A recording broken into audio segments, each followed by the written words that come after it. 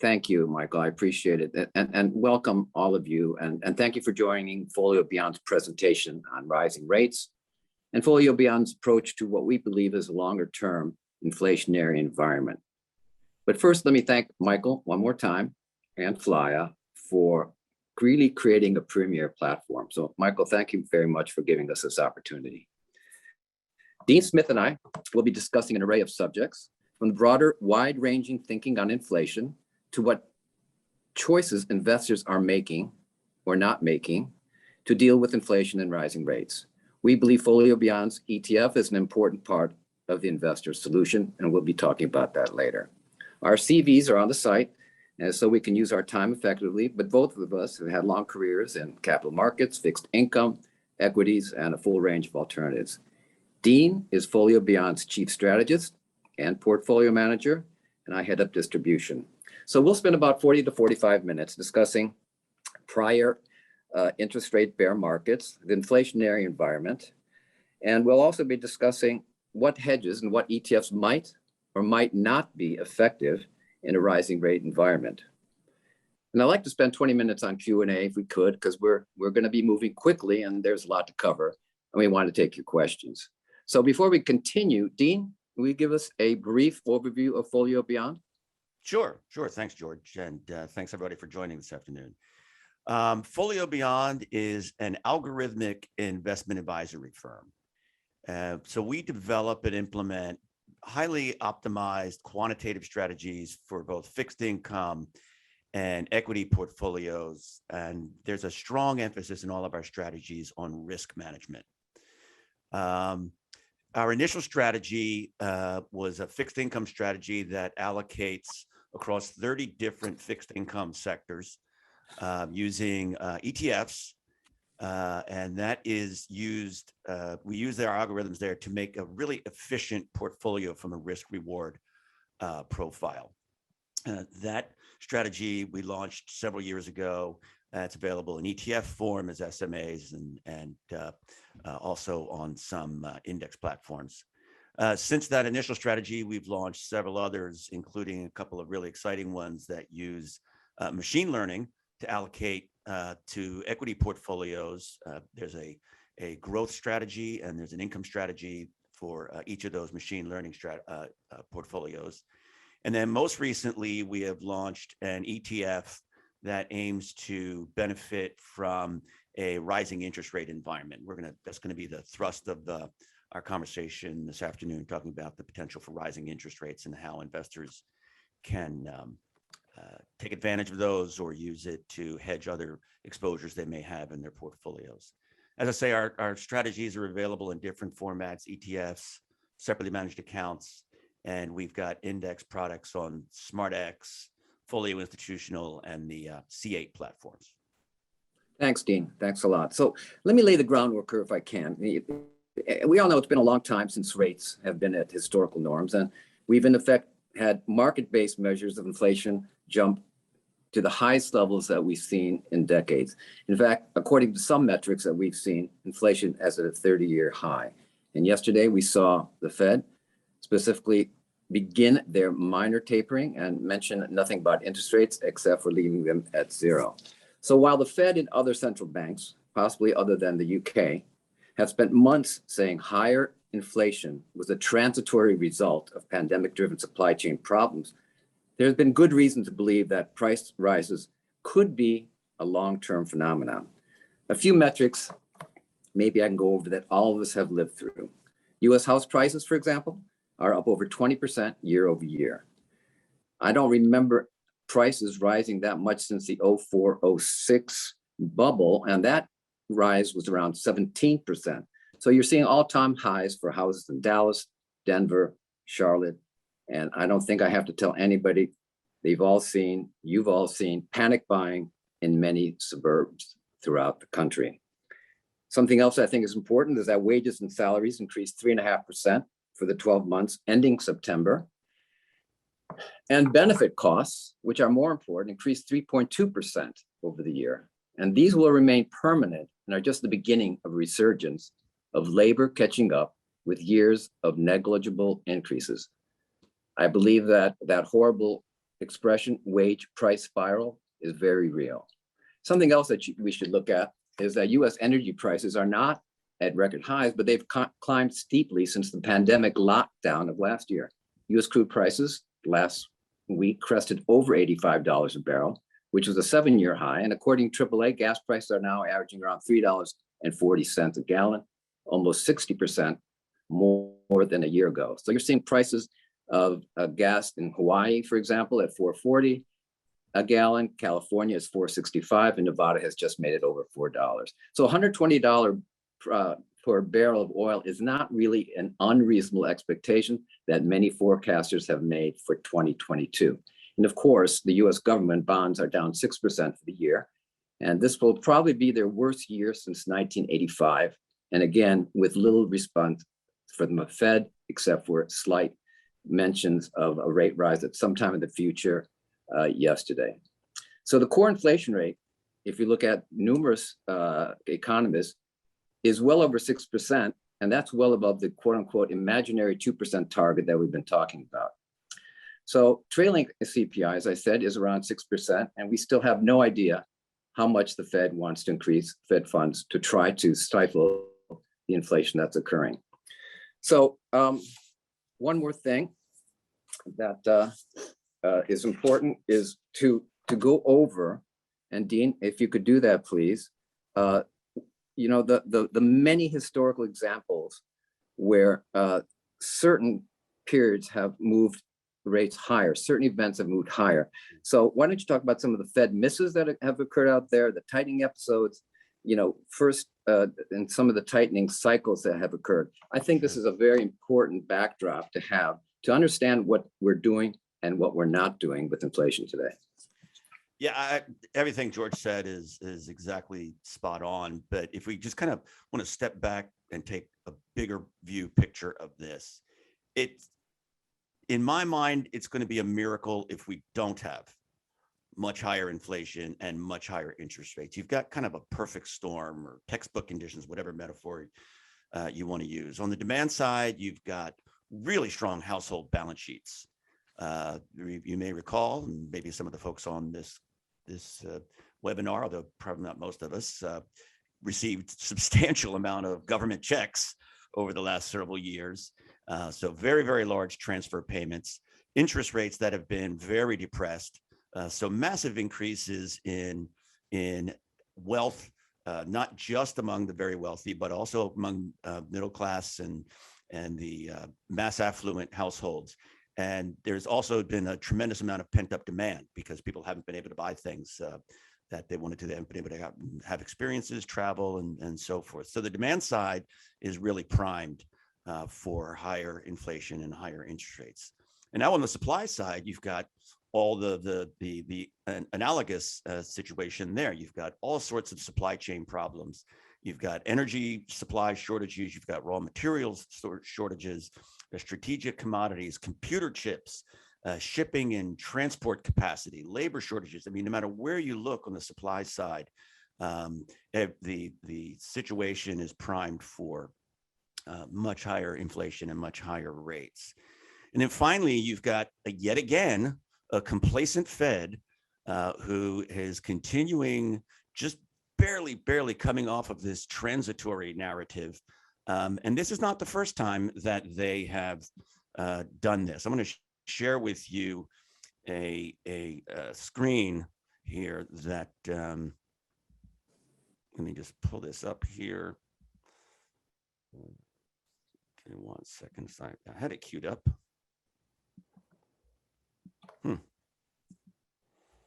I apologize. 1 second.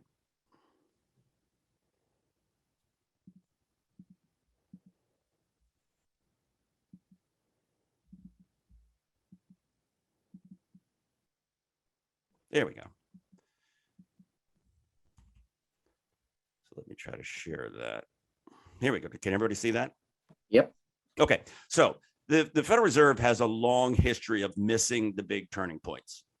In fact, they've missed more than they've caught in my view, certainly in the latter part of the last century and into this century. They missed completely the 1970s oil shocks and the events that led up to the terrible, terrible stagflation that that the country endured for many years in the 1970s. In 1987, you had the crash that occurred following the really ill-advised Plaza Accords. They completely missed program trading and portfolio insurance and what that was doing to the markets.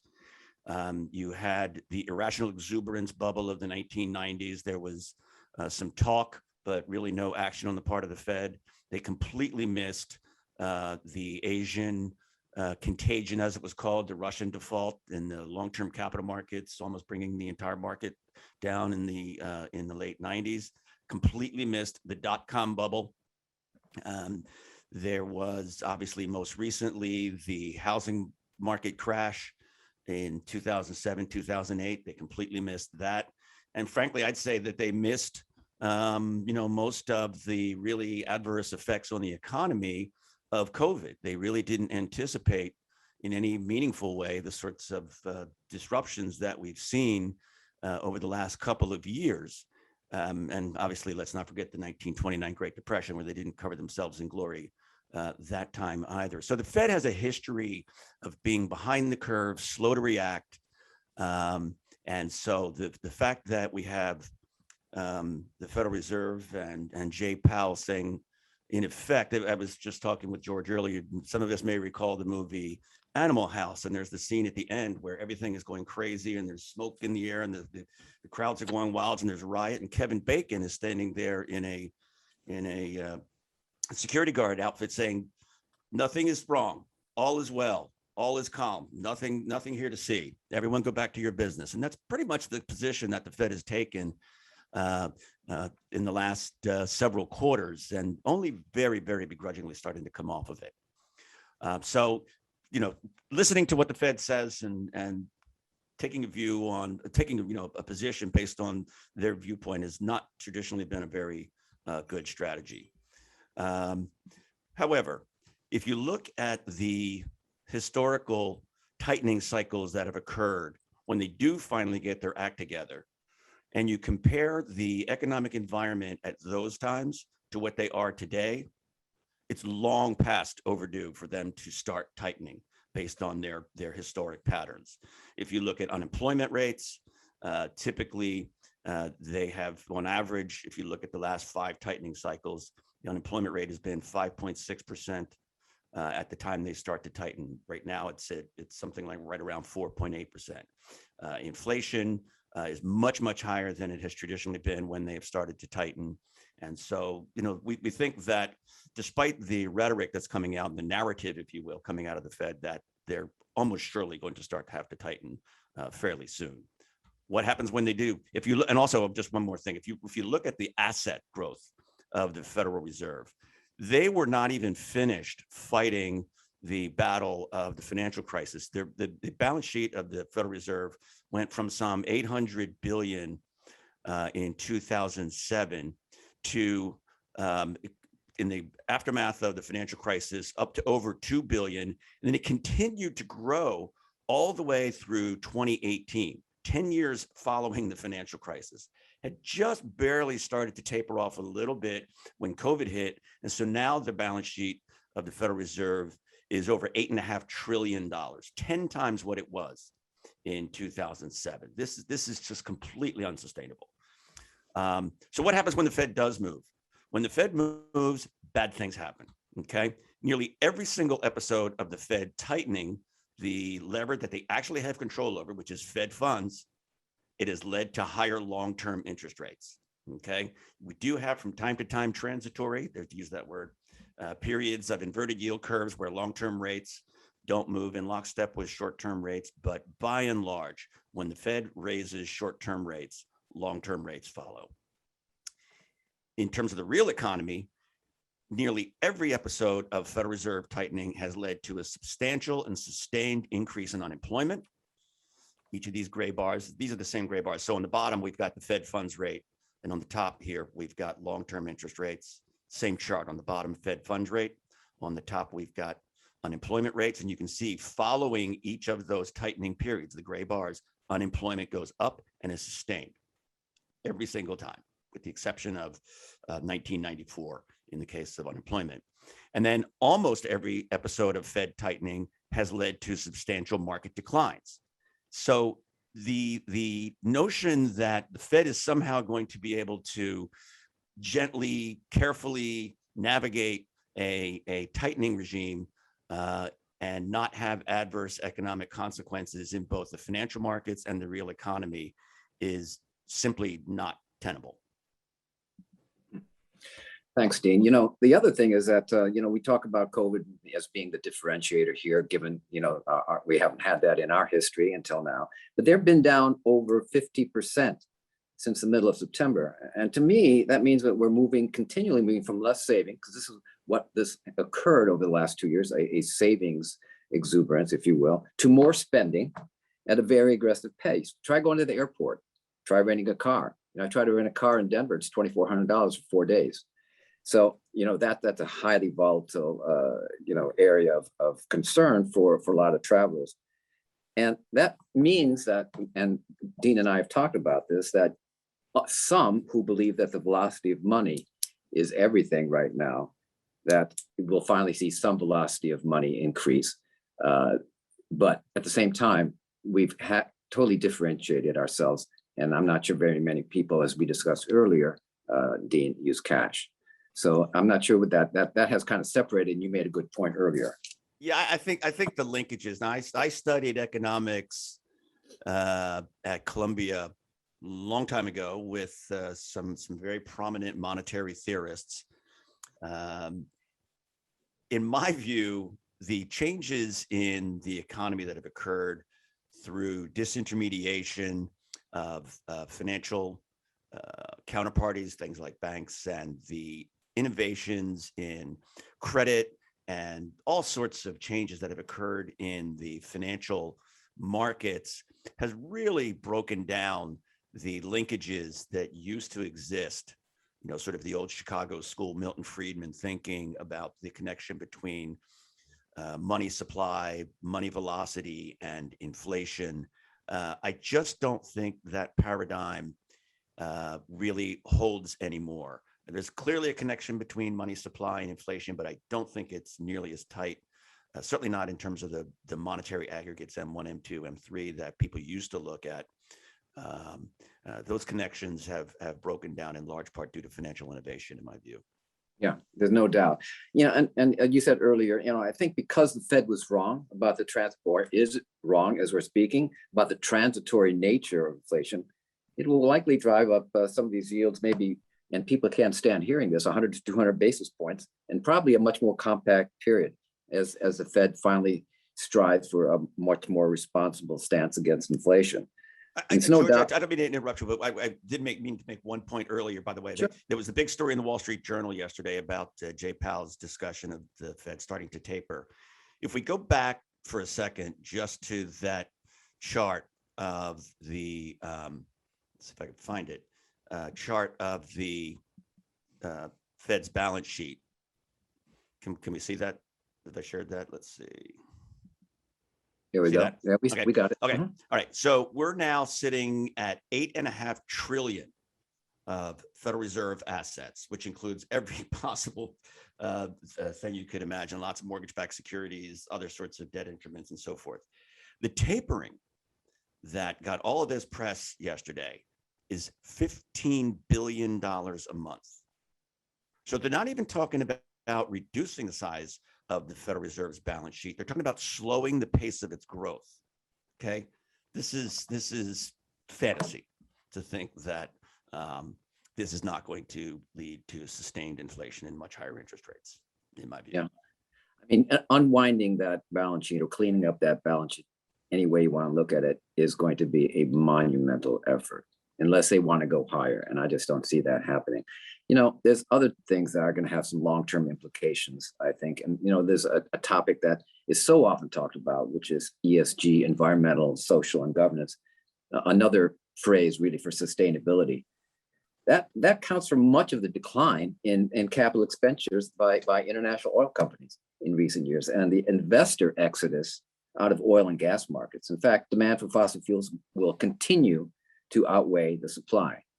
In fact, the International Energy Agency is calling for an end to all oil, gas, and coal funding in the world, and if the world is to reach net zero by 2015. So demand will far outstrip supply given these considerations, and a very important component of inflation, which is going to be energy costs, specifically fossil fuels, will definitely move the price of a barrel of oil to 120 or higher. One final note before we go on to some more specifics is that, we're also hearing that Americans are quitting their jobs at historically high rates. And that's a sign of, worker confidence in the job market.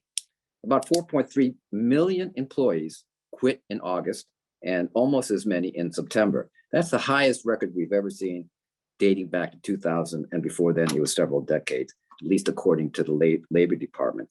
So the increase in workers quitting is also making some employers more eager to retain the employees they have. And thus, again, let me bring up that horrible phrase, the potential for wage price spiral is very real. So I think what we want to talk about now a little bit is, and discuss in more detail, is what are some of the ETF inflation strategies out there? I mean, there's no scarcity of ETFs out there, but most don't really address rising rates as part of their part of the investment problems. There's numerous inflation ETFs that I think have been extremely well received, but let's talk about some of the other inflation hedges and pros and cons of some of the ETFs, or some of the approaches that other people are taking. Right. Sure. So, I mean, if you agree that we've convinced you, or you came into this conversation agreeing that inflation and interest rates are going higher, and the question is what to do about it.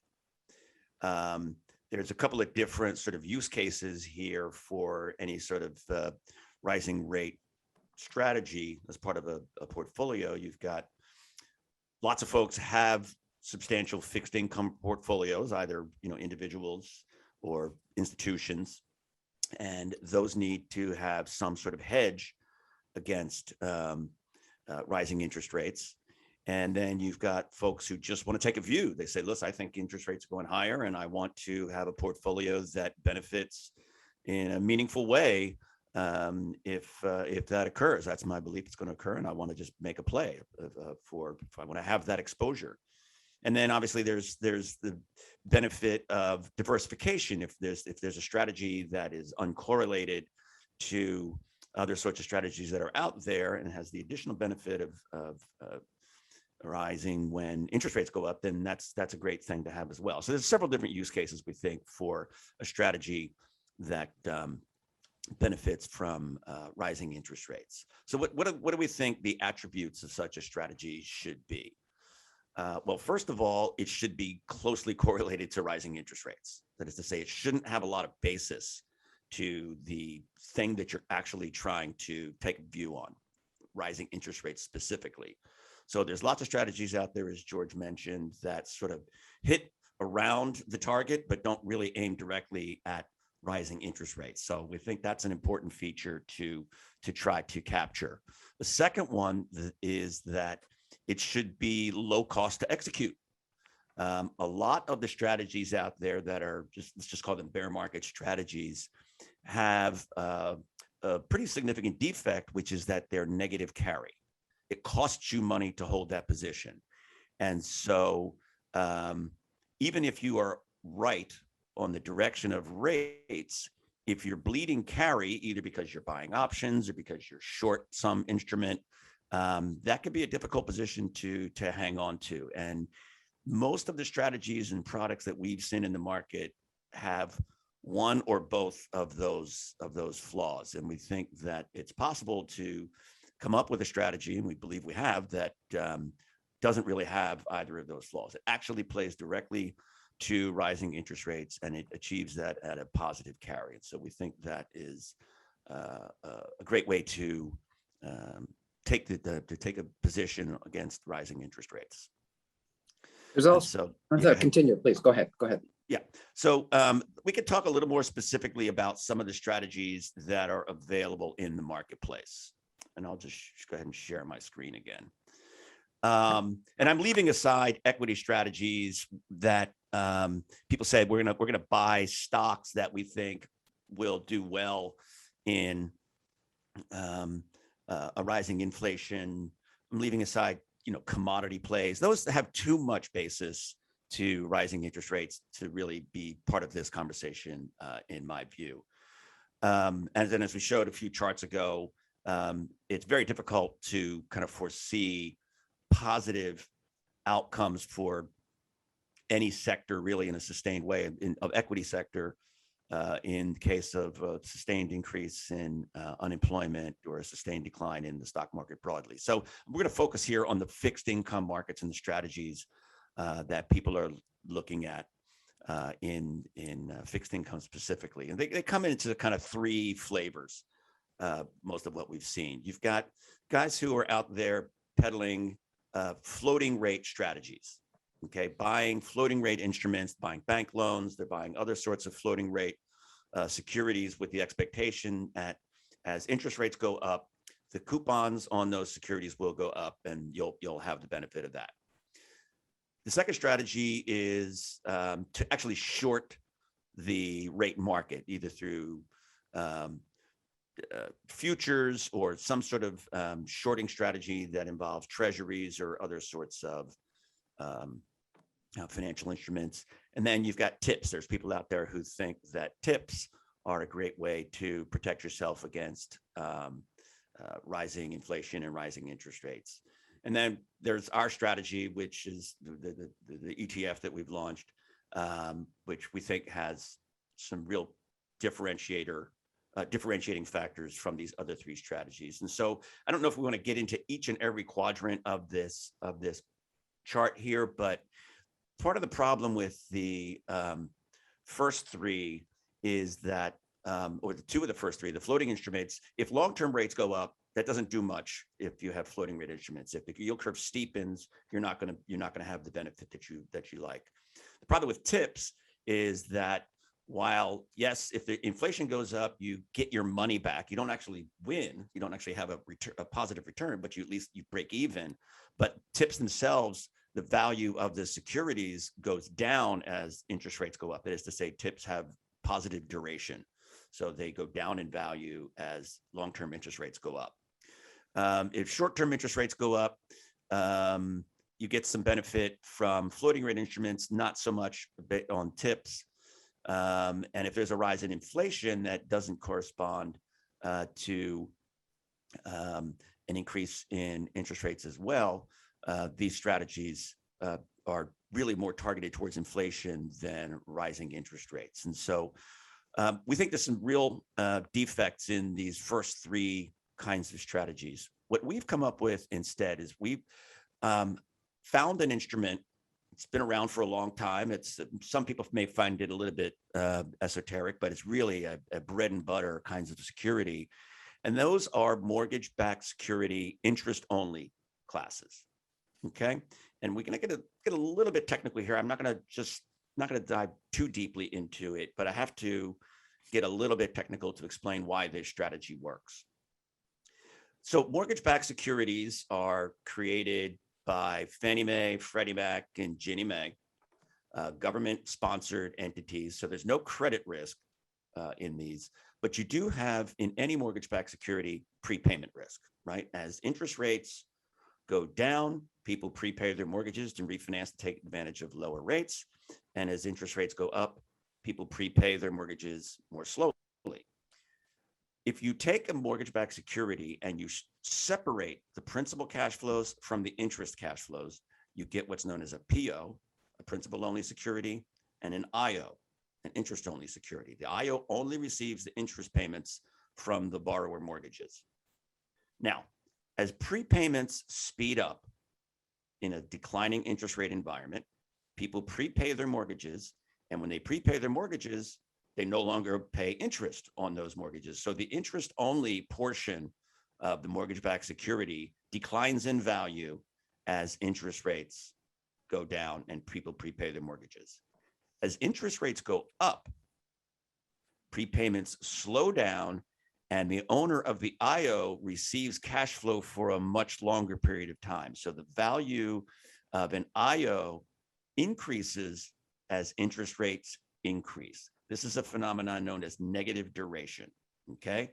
So we've all seen that little blurb in the Wall Street Journal, when interest rates go up, bond prices go down. IOs are one of the very, very few instruments available in the marketplace that have the opposite effect. As interest rates go up, IOs gain in value. They are one of the only liquid, widely available instruments that you can invest in that has that feature. Now, IOs, if there are people on this call, I'm sure, who are familiar with this, but many people apparently aren't. Despite the sort of seeming complexity of these are very, very liquid instruments. It's an enormous market. The agency mortgage-backed securities market is the second largest financial market in the world, second only to the US Treasury market. These things are traded in billions and billions of dollars every single day.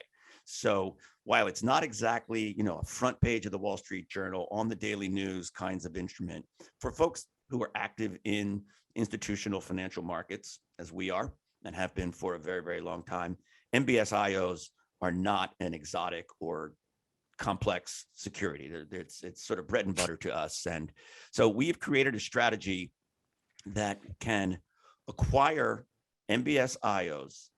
We can target those, combining them with some treasury securities to create a strategy that has a negative duration of around 10 years.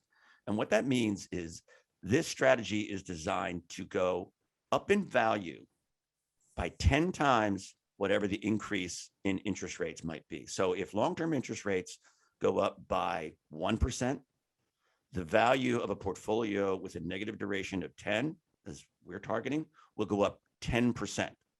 If interest rates go up 2%, the value of this strategy should increase by 20%. So this is a really meaningful participation in a rising rate scenario, unlike some of the other strategies that we talked about, where there's only a tangential or tentative relationship between the value of that strategy and the change in interest rates. Our strategy is aimed directly at the potential for rising interest rates, and it has meaningful upside potential in the case that interest rates go up, even as little as 1 or 2%. The other thing that's really great about this strategy is that, unlike some of these other strategies, shorting treasuries or some of the other strategies people have implemented, because interest-only securities are regular securities, they get a coupon like any other fixed income or mortgage-backed security. They actually have a positive carry. We're actually earning a current coupon while we wait for interest rates to rise. To us, this just makes an awful lot of sense compared to some of the other strategies that are out there. So you've got meaningful participation in a rising rate scenario. You've got positive carry, so that if it takes a little longer for the scenario to evolve, you're still okay. You're not bleeding carry. You're not paying out to hold the position. And these are liquid, transparent securities. And so we think this strategy makes a lot of sense versus some of the other things that are out there. There's really, we think, a lot of different applications for it. Yeah, I mean, I think that's correct. It's liquid. It's a well-known security, and it's directly related to what's happening with prepayments and mortgages. The way I'd like to, explain it is, if you have a 3% mortgage, and your banker comes and asks you, "Would you like to refinance at 4.5%?" You're not going to do that. You're going to continue paying that 3% principal and interest mortgage. And I think as rates rise, you're going to see that kind of continuity of cash flow from these IOs. And unless you think rates are going to go down 25 basis points, 100 basis points, this is probably not something that will happen. But that's probably not something you'd want to do. So what we've talked about here, there's one, Dina, I just wanted to bring up one more thing. I know we didn't want to bring up the commodity price linked products, but the fact of the matter is that so many of those inflation ETFs out there are commodity links. So what happens if there's a 10% drop in the S&P 500? Are they correlated? They're very correlated in a black swan event, or not even a black swan event. I mean, a broad market sell-off is likely to have a lasting negative impact on all types of equities, including these commodity-linked equities that supposedly are inflation-proof.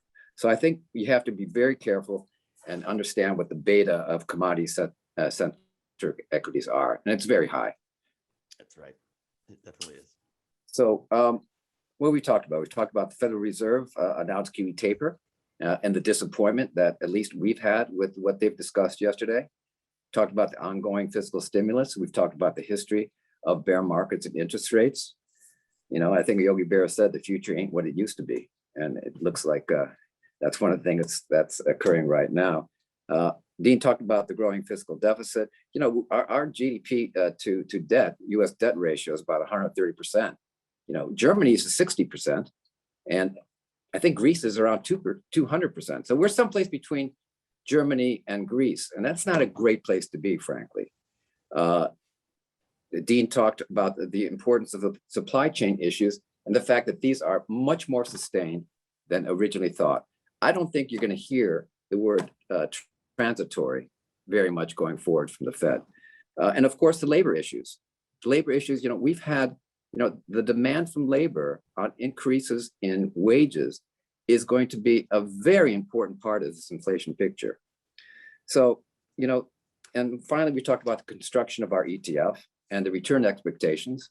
And we'd love to have some Q&A, if we can leave some time for Q&A. So Michael, let us know if there's questions there that Dean or myself can answer. Sure. Hang on one second. So first off, you able to provide the slides that you've used today? Yes. You're able to provide the slides? Yes. Okay. Yeah, for those who are interested, we have a lot more detail. Obviously, there's a prospectus for the actual securities, but we've got explainer decks and gets into some of the math that I tried to avoid this afternoon. And a very simple Q&A, a very simple Q&A, questions asked, 5 questions that you should know. Right. You know, it's really very, at the end of the day, it's something that everybody can understand. And it's just what your thinking is on the future of the U.S. Interest rates. By the way, I did neglect to mention this one point, and I just want to mention it in passing. The reason that we chose the 10-year negative duration, by the way, is not only does that allow us meaningful upside, 10 times the move in the long-term interest rates. If interest rates were to tick down a little bit, okay, maybe you know, over the next short-term period of time, we get a 10 basis point or 20 basis point decline, you don't get carried out of the trade. Your losses are within your positive carry. If there is a short term, so the risk reward benefit from this strategy, I think, is definitely a good balance. So this gentleman wants to know about what percentage of the fixed income book should be allocated to a strategy like this. That's actually a great question, and the reason that I love that question is because it's quantifiable. With some of these other strategies that are out there in the marketplace, it's kind of hard to know what your hedge ratio is, okay? But if you're managing a portfolio of fixed income securities, you or your advisor can tell you what the duration of your portfolio is, what the positive duration of your portfolio is. You then figure out how much protection you want to have, what participation, and we can, because we have a negative 10-year duration, it's really simple weighted average math to figure out how much of this kind of strategy you want to have against your long fixed income portfolio. So, you know, depending on the duration, if you have a lot of long-term fixed income or you have more medium-term, short-term, that'll determine the amount of this strategy you should allocate to. But that is certainly something that we can speak with investors about and help them figure out what's the right hedge ratio for their specific situation. Take a traditional 60-40 portfolio. What do you think the carve out should be? It's going to be on the order of 25 to 30%. All right. We have a quick polling question here. We're going to launch for those of you that want to participate in this. We definitely would like you to respond and let us know if you are fearful of inflation or not fearful or unsure of inflation. With that said, what is the target range that you expect inflation to be at long term? That's a very good question, Michael. And the key here is long term. And I think that this is not something that's going to blip up in April, May, and June. This is something that's going to be sustained for numerous reasons that we gave. I don't have to tell people if they've gone to the grocery store or if they're checking how, most of us, unfortunately don't really care that much what the grocery bill is, but just as a point of interest, chicken, which people eat, is up 24% this year. 24%, that's a lot. I went to the, and in some stores, they can't even find different parts of foodstuffs that we're used to having. So I think, long term to me is I think we're going to have a 3 to 4 year period where we're going to have to unwind that Fed balance sheet. We're going to have to worry about what happens to the housing market. It's gotten out of everybody with numerous people's range. If you're trying to buy a house right now, if it's amazing how much the bids are over the offer. And that people are waiting still today, waiting outside of homes to take a look at and try to bid on them. So that's a long-term effort for all of us to deal with as far as inflationary forces. So if you're going to look for a time, I think we have several years of having to deal with an inflationary environment. One of the reasons is that the Fed has been so nonchalant and so worried about the labor market, as opposed to worried about the damage that inflation can have on our economy and frankly on the working family. So George, let's share the results with the audience. So 57% of those responded said yes, I'm fearful of inflation. 20% said no. And 23% said not sure. So the ones that said yes, they agree with you. The ones that said they're not fearful of inflation or not sure, let's speak directly to them and address what it is that they're thinking. That, hey, I'm not afraid inflation's on the way, or I'm not convinced. We've been in a 40-year downward trend in interest rate environment. We've seen negative interest rates, and I don't believe the inflation story. Yeah. I mean, effectively, it has been a 40-year bull market that I think, to a great extent is over. And as our social net continues to grow, there's no way that we can continue to have inflation being at a low level. That's going to increase inflation, specifically the increased of funds that working families, according to our Congress and what they expect to do, is going to happen. The other issue a lot of people talk about, and Dean, you might comment on this as well, is the fact that there's so many people out there that think that technology will reduce inflation just by making everything much more efficient, whether it's AI, it's machine learning, no matter what sector of the economy we're in, that technology will help subside and make everything much more efficient. So I don't buy that argument. I was in Southern California 3 weeks ago, and when my plane came over the port of Long Beach and LA, and I saw those container ships out there, I was blown away. This is something that you've never seen before. And a few weeks ago, maybe 2 weeks ago, there was an article in the Wall Street Journal about that problem of the ports and getting the containers out of the ports and so forth. And they talked with, I had never heard of this before, but there's something called a chassis. And the way that a container gets out of the port itself, it has to be loaded onto a chassis, and that chassis then gets hooked up to the tractor, and that's your tractor trailer that takes the container where it needs to go. There's no chassis. We're completely out of chassis. And if you talk to the people who make the chassis, he says, I might be able to get you one at the end of 2022. Okay. The network of supply chain failures here, the breakages and the disconnections and the interconnectedness of all of these different threads, this is not something that Amazon is going to fix with, some whiz bang technology. These are real world brick and mortar nuts and bolts, tires and brakes and chassis and cranes kinds of problems. And those are not going to be fixed in a few weeks or a few months. We are going to be dealing with this for years to come.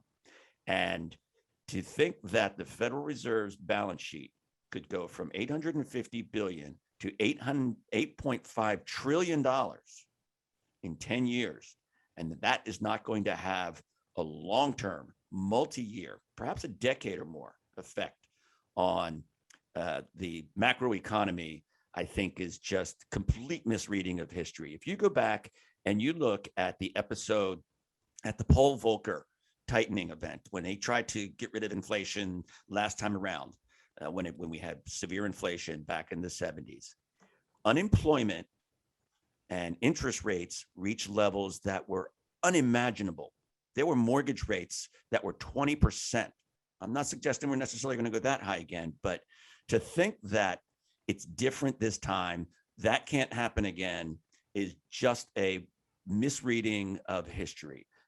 Following the Paul Volcker breakage of inflation back in the 70s, it took unemployment 10 years to reach the level it had prior to that tightening episode. These kinds of large-scale macro events don't get resolved in weeks, months, or quarters. They take years, and that's what I think we're in right now. Michael, do you remember, Michael, when we were growing up, when they told you if you buy a new car, that once you leave the lot, you lose 25 to 40% of the value? Absolutely. I mean, Absolutely. that's what they told you, don't buy a new car. Well, just as a quick anecdote, my youngest son bought a new car, a 2021, paid $30,000 for it. The dealer called him up about 2 weeks ago and said, we need cars, we'll pay you $35,000 to get the car back. How is that possible that they want to do something like that?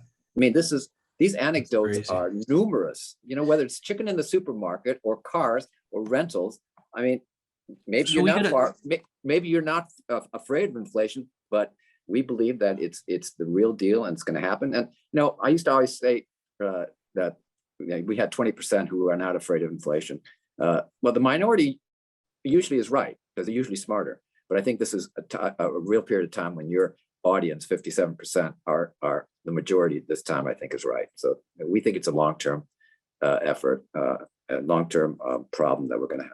All those that are not scared could also be hedged, right? That's right. That's exactly right. I was going to say, if you're agnostic or you don't have a strong view one way or the other, but you want to just go ahead and put a little money on that trade, this is a great way to do it because you're doing it at positive carry. Yeah. So guys, we got a lot of questions here. I want to get through them, and we'll give shorter answers now. I want to be cognizant of time. It's 12:49. Be respectful. No more anecdotes. Time. All right. So how is the strategy likely to perform when MBS collateral spreads widen? And you talked about this briefly in the presentation. So. Yeah, I mean, obviously, MBS credit spreads can widen. They have done so in the past, but generally that has been in the context of a credit crisis like the one we had in 2007, 2008. Now, keep in mind, we are only dealing with agency mortgage-backed securities here. We're not buying any subprime bonds. We're not buying any CMBS. These are only Fannie Mae, Freddie Mac, and Ginnie Mae securities. And we are making sure, part of the algorithmic allocation model that we have, making sure that we are diversified by geography, we're diversified by coupon, we're diversified by property type and so forth. So we have a very strict protocol for how we assemble the portfolio that we think provides some protection against idiosyncratic spread widening. Okay. George, you want to add something there? Nope, I think that that sums it up very All right. well. You know, it certainly it will perform. Thank you is the for the answer. question. Yep, go ahead. Thank you. Next. Thank you for the question that came in. What is the velocity of funds held on the Fed's books? If low or zero, doesn't this mitigate or minimize inflation concerns from the ridiculous M2 increase the last 2 years? Sounds like an economist. Yeah, I was So gonna say, it does, and I guess what they're asking is that, Dean, are they asking if this non-existence of the increase in velocity of money, is that in effect going to keep our inflation numbers down? And I think, yes, I mean, there are numerous proponents that say this is everything. The velocity of money has been so low over the last 10 years, and until it increases, we're not going to see any inflation. But I think there's, as you mentioned before, there's a disconnect there, as you mentioned, Dean, earlier, about how we actually spend money. I mean, there's numerous places out there I cannot use cash. You know, my kids laugh when I use cash when I go visit them. You know, there's stores all over Washington, D.C., if you've been there recently, will not take cash. Now, I think it's more COVID, not as COVID oriented as the fact that this is just what they want to do business. yeah, it's been a long time since I formally studied economics. And as I said, I was, studying under the influence of Robert Mundell and Milton Friedman back in those days. My view is that the changes that have occurred in the financial economy, the disintermediation of banks in particular, and the incredible increase in the use of consumer credit has called into question those long-held relationships between money supply, money velocity, and inflation. Got you. Okay. So guys, you talked about supply chain issues, right? Being a huge part of the equation. Let's touch upon the labor markets and, rising, minimum wage. Let's talk about people's lack of willingness to actually get a job. What do you see this doing to, wage inflation? Wage inflation, I think, is on its way, and there's different ways you can look about it. It's going to hurt a lot of the companies, or two, you can say wages have never kept up with inflation over the last 25 years, and they're going to catch up with inflation right now. So, again, when you have 4.3 million workers quitting their jobs in August and almost as many in September, you believe that there's some confidence in how the labor is going to be confronting management. So I think at the same time, management's going to have to deal with the demands that they're making, and also the demands of working remotely. So that in and of itself is going to create some efficiencies, and might be a mitigating factor on increasing wages. You can stay home 4 days, we're not going to pay you as much.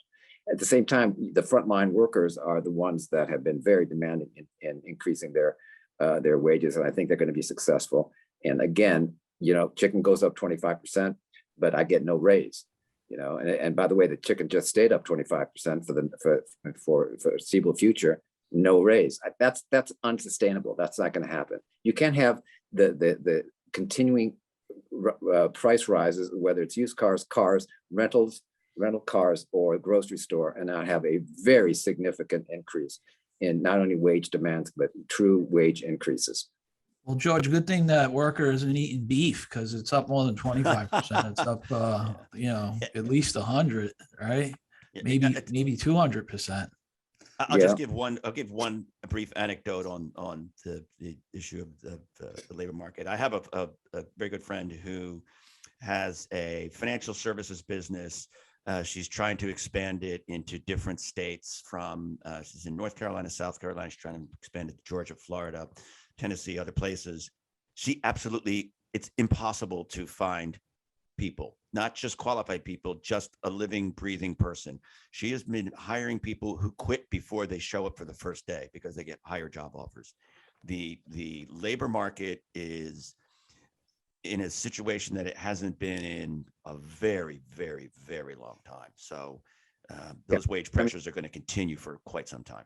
I mean, you don't have to go too far in your neighborhood to see signs in front of schools, substitute teachers wanted. And by the way, they're not going to be paying them $16 an hour.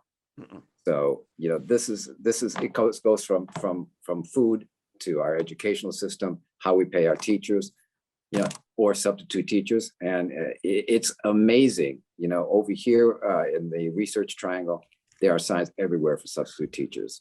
So, you know, yeah, the demand is going to be, is All going right, to. we have some serious questions we have to get into. These are All right, let's go. these are feel good questions. The All world right. has changed. We all feel that it has changed, and what you guys are discussing is how it's changed, right? A lot of people haven't accepted that reality yet. But something that you guys can go into is Mark asks, can you please go over again why you believe these IOs, these interest only MSBs will increase in a rising inflation environment? I would have thought that you're still owning a fixed cash flow and newer IO would be preferred over the one you purchased. Now, this is just a fundamental of homeowner behavior. This has never changed. When interest rates go up, people don't prepay their mortgages at the same rate they would if interest rates go down. Okay. So as interest rates go up, prepayments slow down, the mortgage stays outstanding longer, you collect the interest cash flow for a longer period of time. Okay. So it's really just, and I don't mean to sound, you know, condescending here, but it's really just bond math. As interest rates go up, prepayments slow down, IOs increase in value. It's just, I mean, it's theoretically possible, I suppose. There could be some dramatic change in mortgage finance world. I don't see that as a significant risk here. Interest rates go up, prepayments slow down, IOs increase in value. All right. What type of current yield do you project in the portfolio? Well, as I said, we're buying IOs at a mix of coupons from 2% to 4.5%. So our yield on our IO portfolio should be something in the neighborhood of 3 and a little bit. We also hold some treasuries for technical reasons having to do with how we target the duration that we're trying to achieve. So we're getting, you know, 1 5/8 on those kinds of instruments. So you're talking something in the high 2s, low 3s. All right. High 2s, low 3s. Is the portfolio leveraged? No. Okay. What about, this is a different type of conversation right here. What about the iPhone or auto digital system argument? The cost of a smartphone has remained stable, but what they can do is leaps and bounds better than the first iPhone. You talk about like technological innovation being an offset to potential inflation. Yeah, I guess so. But if we talk about the pain points in the economy, it's not iPhones, it's trucks and trains and ships and, you know, really kind of old school economic, real world hardware economic shortages and disruptions in the supply chain. So Google's going to be fine. Apple's going to be fine. That's not the area of concern, and that's not what's going to be driving the changes in the economy over the next few years. How's the ETF do if you guys got it wrong? Well, as I say, if we got it wrong in terms of the forecast, and in fact, interest rates go down from here, I think that's an unlikely event.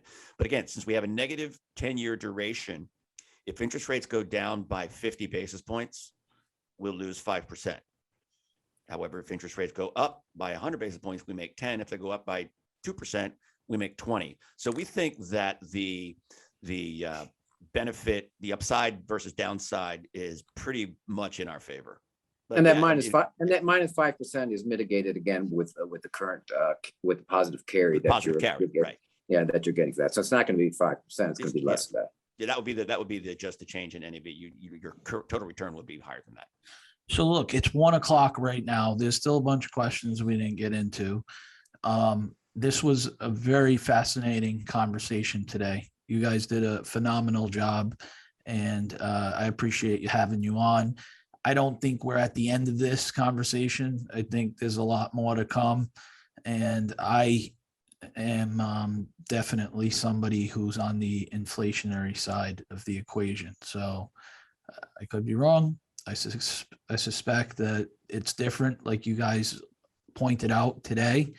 And I definitely like how you're expressing it, right? That risk reward that you have built into the portfolio, it makes a lot of sense. And, for those of you that are interested, how do they get a hold of you guys?